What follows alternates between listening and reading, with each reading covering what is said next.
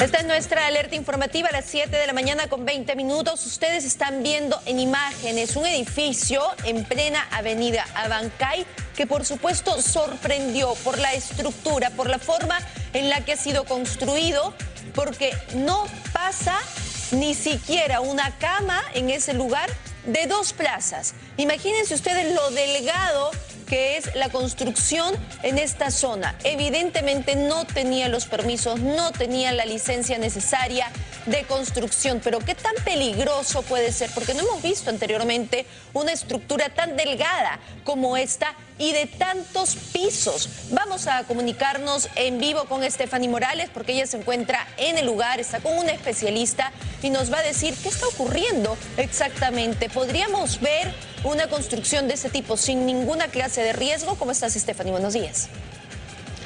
Hasta un castillo de naipes, Maricel, muy buenos días, podría tener mayor estabilidad. Un juego de niños podría ser mucho más estable que esta estructura que, por supuesto, tiene 7 pisos que serían un riesgo no solo para las personas que aparentemente o viven o trabajan al interior, sino para todos aquellos que estén transitando por esta zona, la cuadra 9 de la avenida Abancay. Y tú lo mencionabas muy bien, nosotros estamos esta mañana con el arquitecto Javier Bubi, él es de la Universidad Científica del Sur. Arquitecto, muchísimas gracias por estar con nosotros. Lo primero que usted ha resaltado aquí es la fragilidad, la esbeltez, esa es la palabra que lo ha utilizado, de esta estructura. Cuéntenos un poco por qué es un riesgo.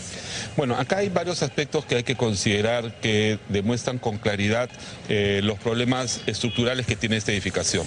Esencialmente es la esbeltez de la misma edificación y no solamente en su proporción, sino también ya en el proceso de diseño. Acá claramente se puede identificar que los arriostres laterales son muy pequeños para una edificación tan alta y tan angosta. Justo lo vamos a ir viendo porque vamos a ir ingresando.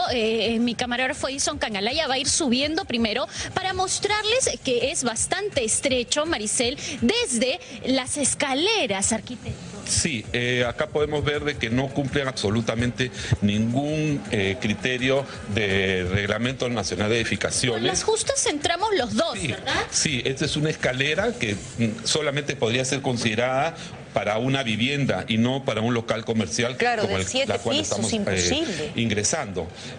Y no solamente esos, hasta los pasos y contrapasos en el reglamento tenemos fórmulas que cumplir y estas, como vemos, son pasos muy altos, contrapasos muy altos versus el paso muy angosto. Claro, cada uno de los pasos que damos. Ahora, mira aquí, Maricel, lo que ocurre en esta parte de la escalera. Arquitecto, parece que ya hubiera ocurrido aquí un sismo y se hubiera desprendido lo que debería ser el pasamanos.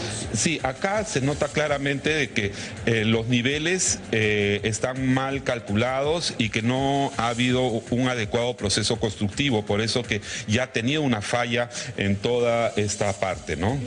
Ahora, si seguimos subiendo, Maricel, son 7 pisos de esta especie de escalera de caracol que además demuestran que se han colocado estructuras a posterior, como esto es una placa, ¿verdad? Es una placa en medio del concreto, arquitecto. Sí, bueno, esa estructura que simplemente ha servido para cerrar una zona que es claramente crítica, ¿no?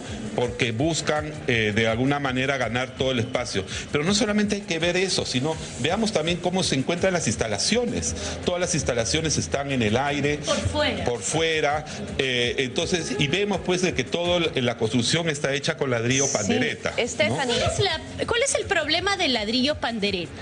El ladrillo pandereta no es un elemento estructural, simplemente es un elemento de cierre.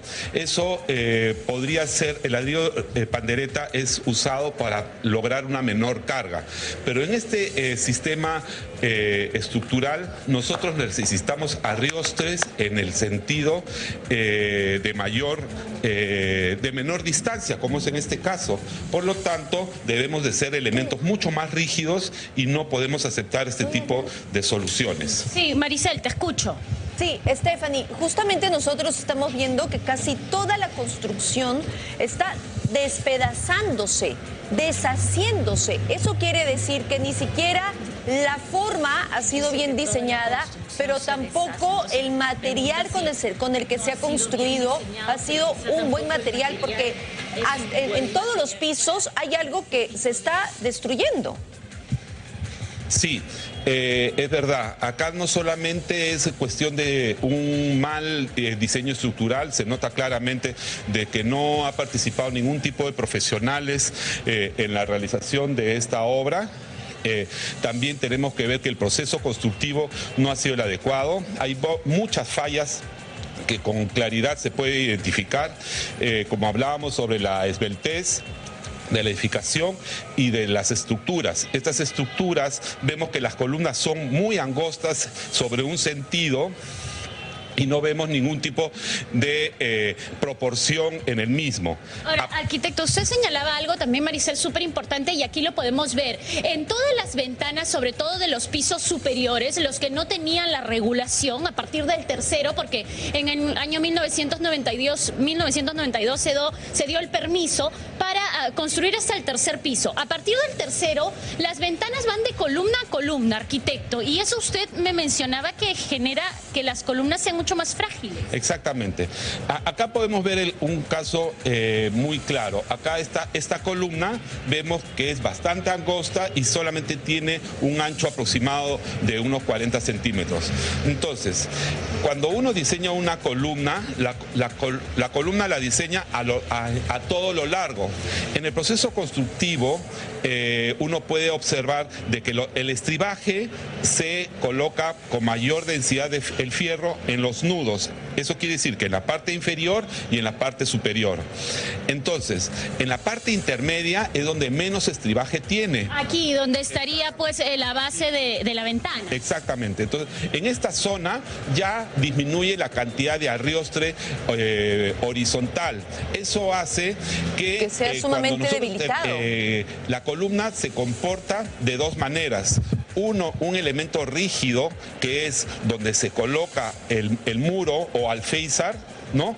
Y la parte alta, donde no hay ningún tipo de elemento que lo sostenga lateralmente. Entonces, eso genera el efecto columna corta, que es bastante perjudicial en una construcción en general. ¿Y qué funciona ahí específicamente? ¿Qué tal? Buenos días, ingeniero, ¿cómo está?